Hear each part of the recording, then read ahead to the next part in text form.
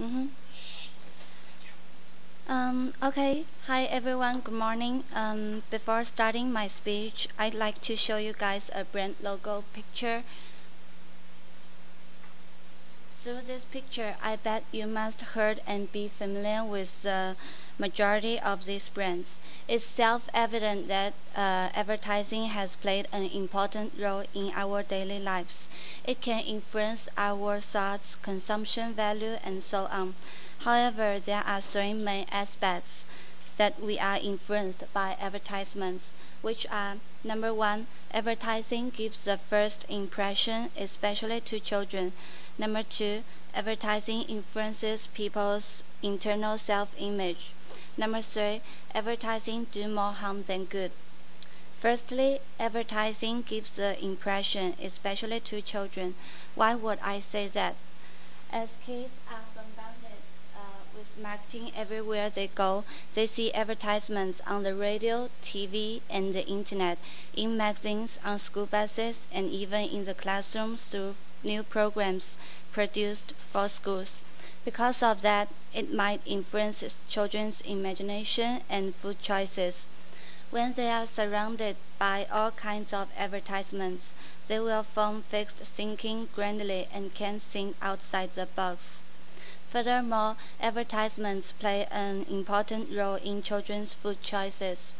According to as we can see in the chart, it's obvious to see that the majority of the advertisements target children for candy, snacks, and fast food. According to the research, children under the age of 8 have difficulty distinguishing between programming and advertisements. And even if they do recognize an advertisement, they do not understand the intent of advertising to persuade. For example, a program appeals for children to eat a healthy breakfast through closely by an advertisement for sugary cereal, with the implication that this particular cereal is a healthy breakfast. This behavior of advertiser may mislead children to think that this cereal is a healthy breakfast to choose. After talking about the external impact that advertising brought to us, let's explore how advertising affects our internal self-image. Advertisements will make people become materialistic and vanity. For example, some advertisements will exaggerate that the function of the products so that people will try their best to buy it and even they can't afford it. Also, it will lead a new trend of fashion-like perceptions of beauty.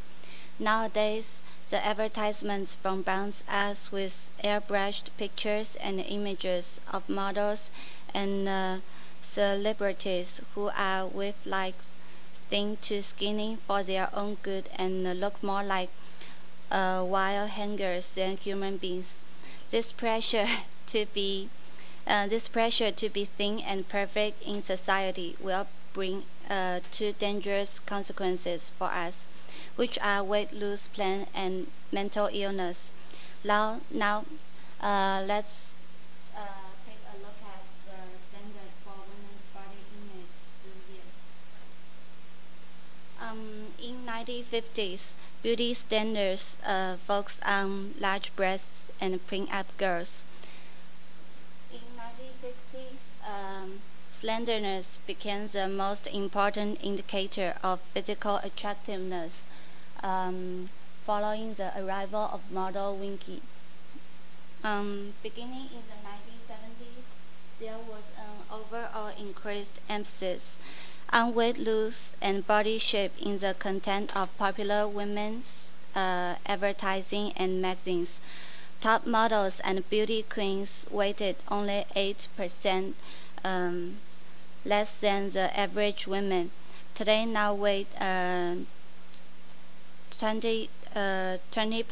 loose, a size achievable by less than 5% of today's female population.